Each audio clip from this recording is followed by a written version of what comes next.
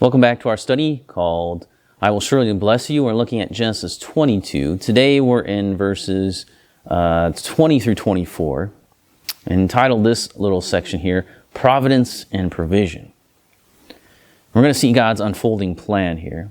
So as Abraham has been living his life, traveling about from Canaan to Egypt to Gerar to Beersheba, back to Canaan, his brother Nahor, who he left behind decades ago, has been living his life as well. The plan of God has been unfolding for Nahor. We're not told by whom, but someone comes and tells Abraham about what has been going on in his brother's life. Abraham learns that his brother is well and that he and Milcah have had children. Nahor also had a concubine that bore him children too. All this was happening, as we will see, according to the providence of God. J.C. Ryle says there is no such thing as chance, luck, or accident in the Christian journey throughout the world.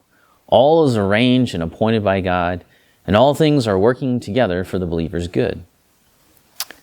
Now, you see, God has been working. If you don't know the book of Genesis, then you might be thinking, what's this doing here? Why is this mentioned? At the end of the sacrifice of Isaac, why do we have this little mention here of Nahor and stuff? It seems a little bit out of place, but if you don't know what's coming up next, you might think that.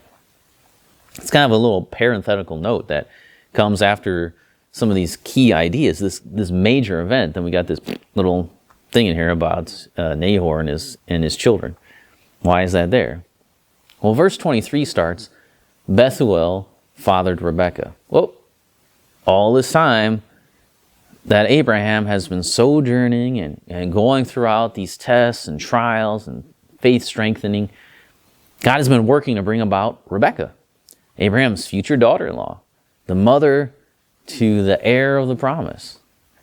Not only did God prepare and provide a substitute for Isaac, but he was also working behind the scenes to prepare a wife for him, a woman whom they had just now learned even existed.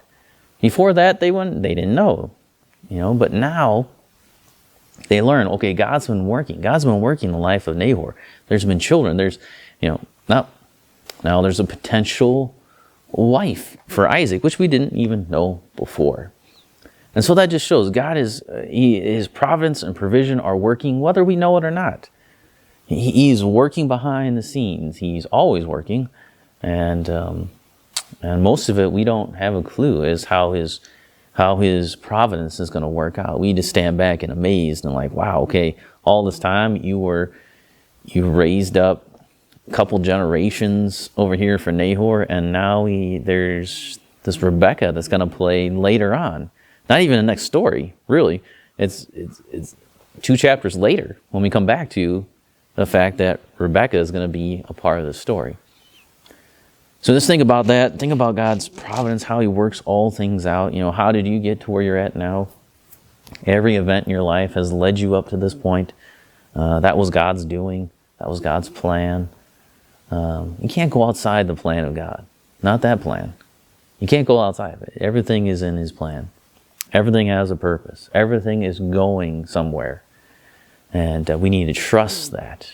For Abraham, boom, right there. That's why that story, that's why that little mention of Nahor and his family is there.